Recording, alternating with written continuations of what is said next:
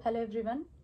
आज हम बात करने वाले हैं कि यूपीपीसीएस का जो लास्ट का ये जो 20 डेज़ है ये बहुत ही क्रूशियल है क्योंकि इसको मैनेज करना बहुत ज़रूरी है।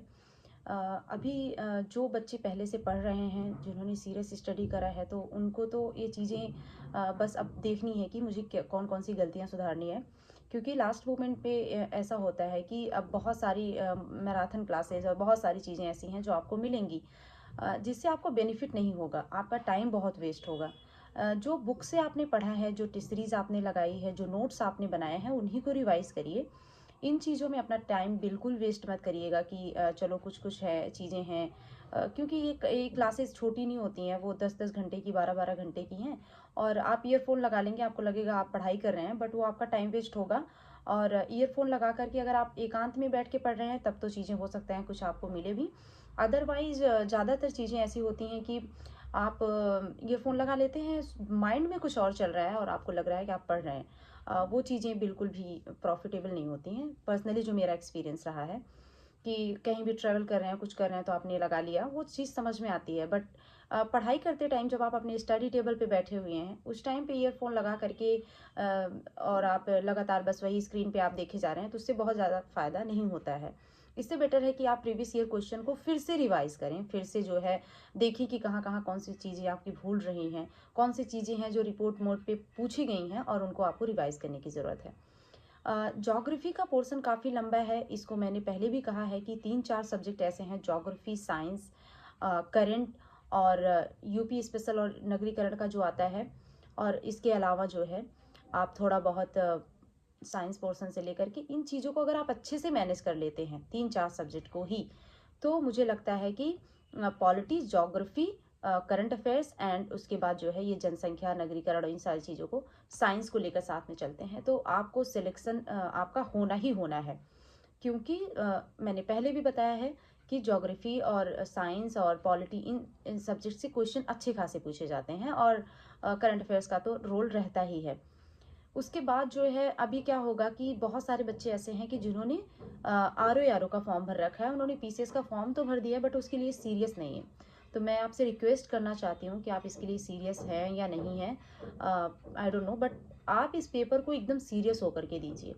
ये सोच करके मत दीजिए हमने फॉर्म भरा है तो हम चले जाएं या फिर इस एग्ज़ाम को छोड़ देते हैं, अभी तो आर में टाइम है तो हम आर का एग्ज़ाम देंगे, क्योंकि इसका मेजर पोर्शन ऐसा है ना जो कि आरओ से मैच होता है।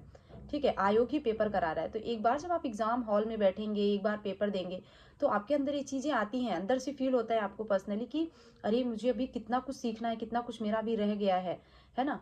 क्योंकि बहुत सारे लोग ऐसे हैं जिन्होंने मुझे बताया है, मैसेज करा है कि मैम मैंने ऑनलाइन जो है स्टडी मटेरियल लेकर के हमने सॉल्व करा है, हमने टेस्ट सीरीज नहीं लगाई है, ऑफलाइन मोड पे हम नहीं गए हैं। तो जो बच्चा ऑफलाइन मोड पे टेस्ट सीरीज नहीं दिया है तो उसके लिए टाइम मैनेजमेंट करना बहुत बड़ा टास्क हो जाता है, खासकर जब आप रियल एग्जाम दे रहे हैं तो उस टाइम पे ये होता है ना कि कैसे कैसे करें, क्योंकि कुछ कुछ क्वेश्चन ऐसे लेंदी आ जाएंगे कि उनको पढ़ने में आपका काफ़ी टाइम चला जाता है। तो कभी कभी ऐसा होता है कि आप बहुत अच्छा स्टडी में कर रहे थे, आपको लग रहा था कि आपकी टेस्ट सीरीज भी बहुत अच्छी जा रही थी, बट अदरवाइज आपका सिलेक्शन नहीं हो पाया। तो आपको ये फील होता है कि अगर मैंने कुछ क्वेश्चन और पढ़ लिए होते, कुछ क्वेश्चन और अच्छे से अटेम्प्ट किए होते, क्वेश्चन को अच्छे से देखा होता तो शायद मेरे कुछ क्वेश्चन गलत नहीं होते और कुछ क्वेश्चन सही हो जाते, जिससे मेरा सिलेक्शन हो जाता। तो इन गलतियों को रिपीट ना करिए, इन चीज़ों में आप मत पड़िए। और बहुत सारी जो सोशल मीडिया की जो चीज़ें आप यूज़ करते हो पर्सनली, उसको आप प्लीज़ अभी थोड़े टाइम के लिए बंद कर दीजिए।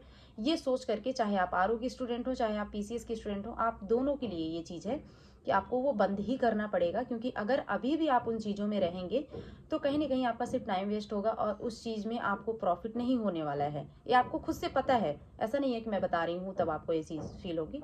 ये आपको पता है, आपने पहले भी कभी कोई एग्ज़ाम दिया होगा तो आपने ऐसा ही किया होगा कि एग्ज़ाम करीब है तो आप लोगों से बात करना कम कर देते हैं, आप थोड़ा सा सोशली इनएक्टिव हो जाते हैं, आप जो है अपने आप को आइसोलेट कर लेते हैं। आइसोलेट करना बहुत ज़रूरी है। लास्ट टाइम ये एग्ज़ाम ऐसा है कि देखिए, मार्च से लेकर के ये घूमते घूमते घूमते अब जाकर के कहीं ये टाइम आया है कि एग्ज़ाम होने वाला है।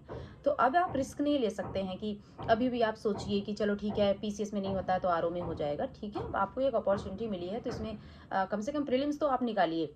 मेंस का देखा जाएगा, आप प्रीलिम्स तो निकालिए, कम से कम ये तो फील हो कि हाँ हम जो पढ़ रहे हैं वो चीज़ हमारे काम में आ रही है। ओके, तो इन छोटी छोटी चीज़ों का अगर आप ध्यान देते हैं तो इन 20 डेज़ में आप वो सारी चीज़ें कर पाएंगे जो अगर आप अपना टाइम गंवाते हैं तो आप खो देंगे।